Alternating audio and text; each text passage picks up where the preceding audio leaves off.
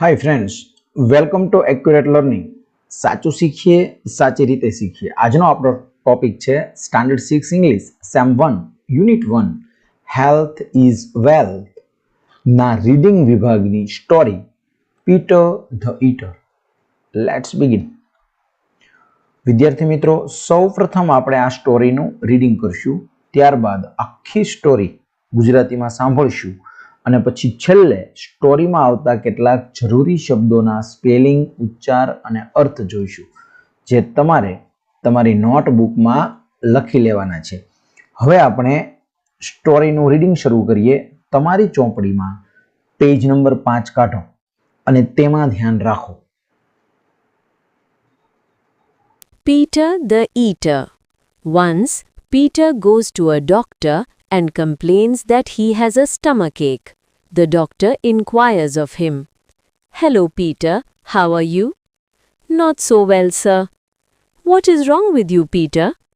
"Sir, I have severe stomachache." "What did you eat last night?" "Sir, I had only 3 sandwiches." "At what time?" "At 10 o'clock." "Why so late?" "Because there were some guests at home and my mother prepared dosa first for them." "Did you eat any dosa?" "Sir, I don't like dosa much, so I took only 2 dosas." "But if you don't like dosa, why did you eat 2 dosas?" "Sir, I did so because I had taken only 1 pizza. We all had snacks in the garden at 7 p.m, so I was very hungry." "What? Had you taken 1 pizza before you ate dosa?" "Yes, sir." "So you ate 1 pizza, 2 dosas and 3 sandwiches, right?" "Yes, sir." "Then your stomachache is natural." "But sir, I haven't taken anything after taking a glassful of milk with bread and butter this morning." "Milk with bread and butter? Oh, Peter, I will go mad if you speak anything now. Take this medicine and go away." "Thank you, sir. Should I eat anything before I take this medicine? Will it be harmful if I take it on a hungry stomach?" The doctor looks at Peter angrily and Peter quickly goes out of the room. ચાલો વિદ્યાર્થી મિત્રો, હવે આપણે આ આખી વાર્તા ગુજરાતીમાં સાંભળીએ. એકવાર પીટર ડોક્ટર પાસે જાય છે અને ફરિયાદ કરે છે કે તેના પેટમાં દુખાવો છે. ડોક્ટર તેને પૂછપરછ કરે છે. ડોક્ટર: "હેલો પીટર, કેમ છે તને?" પીટર: "સાહેબ, બહુ સારું નથી." ડોક્ટર: "તને શું થયું છે પીટર?" પીટર: "સાહેબ, મને પેટમાં સખત દુખાવો થાય છે." ડોક્ટર: "તે ગઈકાલે રાત્રે શું ખાધું હતું?" પીટર: "સાહેબ, મેં માત્ર 3 સેન્ડવિચ ખાધી હતી." ડોક્ટર: "કેટલા વાગે?" પીટર: "રાત્રે 10 વાગે."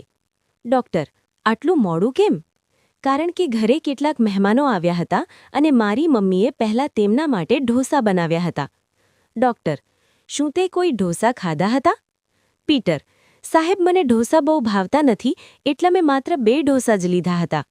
ડોક્ટર: "પણ જો તને ઢોસા ભાવતા નથી તો તે 2 ઢોસા કેમ ખાધા?" પીટર: "સાહેબ, મેં એમ કર્યું કારણ કે મેં માત્ર 1 જ પિઝા ખાધો હતો. અમે બધાએ સાંજે 7 વાગે બગીચામાં નાસ્તો કર્યો હતો, તેથી મને ખૂબ ભૂખ લાગી હતી." ડોક્ટર: "શું તે ઢોસા ખાધા તે પહેલાં 1 પિઝા ખાધો હતો?" પીટર: "હા સાહેબ."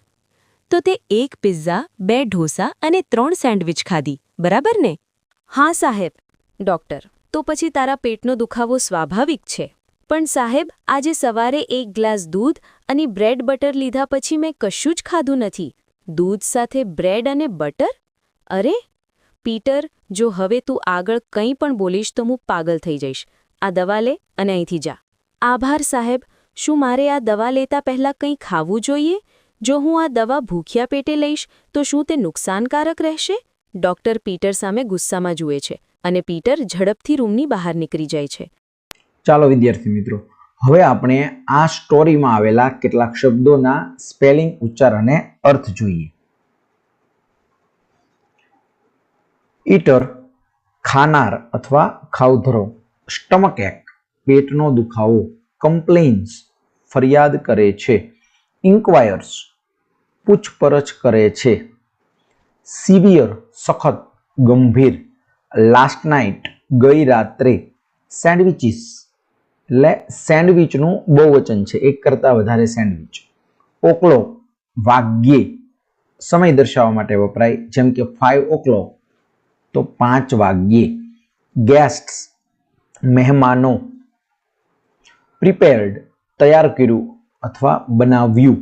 બીકોઝ કારણ કે. હંગ્રી ભૂખ્યું. સ્નેક્સ નાસ્તો. ગાર્ડન બગીચો. નેચરલ સ્વાભાવિક અથવા કુદરતી. એનીથિંગ કંઈ પણ. ગ્લાસ ફૂલ પ્યાલો ભરીને. બટર માખણ. મેડ પાગલ. સ્પીક બોલવું. મેડિસિન દવા. હાર્મફુલ નુકસાનકારક. એંગ્રીલી ગુસ્સામાં અથવા ગુસ્સે થઈને. ક્વિકલી ઝડપથી. શુડ જોઈએ. વિદ્યાર્થી મિત્રો, આ દરેક સ્પેલિંગ તમારે સુંદર અક્ષરે તમારી નોટબુકમાં લખી લેવાના છે અને વિડીયોની શરૂઆતમાં જે રીતે આપણે સ્ટોરીનું વાંચન કર્યું એ રીતે તમારે અવારનવાર તમારી જાતે આ સ્ટોરીનું વાંચન કરવાનું છે, જેથી તમે ફટાફટ કડકડાટ અંગ્રેજી વાંચતા શીખી જશો.